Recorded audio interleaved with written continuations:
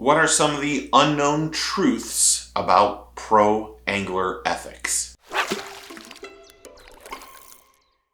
Welcome back to the channel. Welcome back to the vlog. If you're new, my name is Steve Chapman. Are professional anglers really playing fair? Or is the sport dirtier than we think? What are angler ethics? Is it honesty, fairness, respect for competitors, protecting the fishery? Let's differentiate between the rules and the unwritten code. But what are some of those codes? Let's make this very clear right up front. Not everybody's like this. Not all anglers are trying to manipulate the ethics or their ethics to benefit themselves. But when money is involved in tournaments or money is involved in a sport or a hobby, people will skirt the edge to try to create an advantage for themselves. But what are some of those advantages?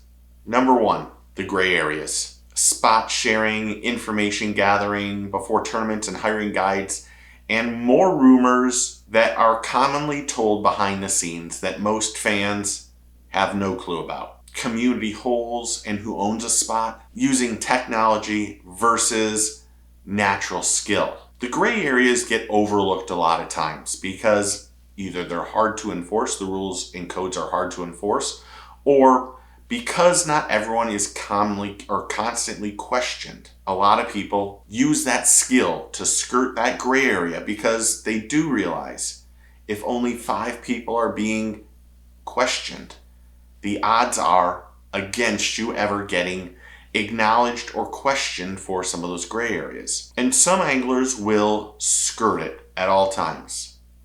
It's how they've gotten ahead. But it's an ethics issue that all of the organizations need to look deeper into. Number 2 is the money factor. How sponsorship pressure can push an angler to bend the rules. Ethics versus making a living, when winning means survival in that organization. And it means ego and clout and everything else that comes with winning. And do pros police each other, or do they look the other way?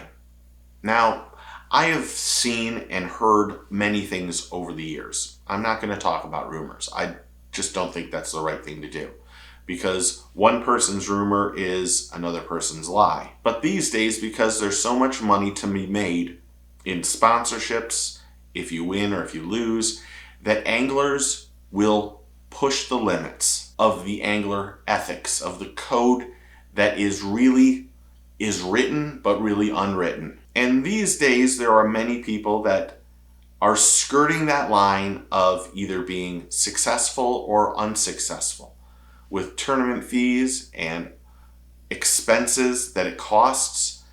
There are a lot of anglers that aren't really full-time anglers. They are full-time when they can do it, but they also have full-time jobs. And those anglers are at a disadvantage versus the other anglers because they're able to put time on the water all day, every day. And when sponsors and there's pressure to make money, anglers will do things that are not consistent with being ethical. Next, the dark side of ethical code of conduct. There's cheating scandals. There's hiding fish when rigged. There's possible rigged polygraphs.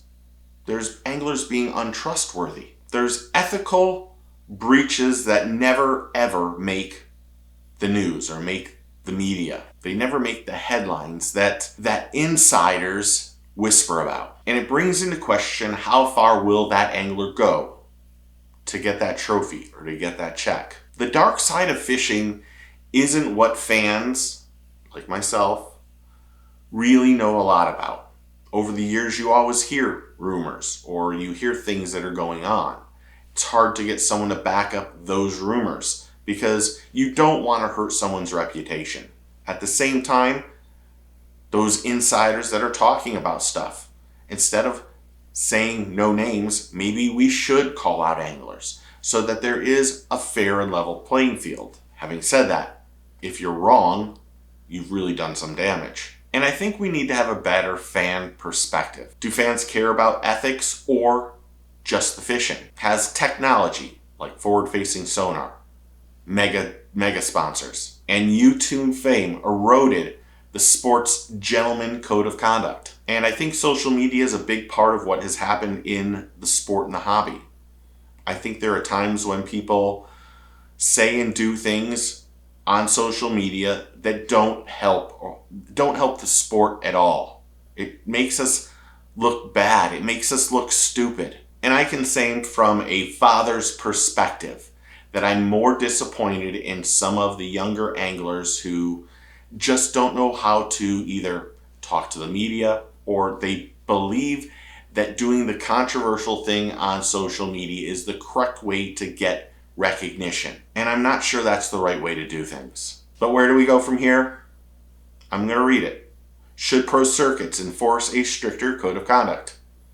Is self-policing by anglers enough? Is professional bass fishing still built on honor, or has winning become everything? Those are the questions I ask you. Comment below and tell me what you think. Thanks to all the new subscribers and members and everyone who's interactive on the channel. I really do appreciate it. It's humbling, it's a great experience, and for the most part, I love all of it. There's a few of you that I'll be honest. If you're going to be negative or crappy in the comments, I'm just going to block you from here on out. I just don't have the time nor the patience to deal with some of the bad comments that happen on here. But the rest of y'all kill it. And I really do appreciate it, especially when I'm in a weird place. I really do appreciate y'all, so thank you. But if you're not a subscriber or a member, do me a favor, click that like and subscribe and click that notification bell so you know when the next video drops. Remember, take a kid fishing, tight lines, cheers, and get your fish on.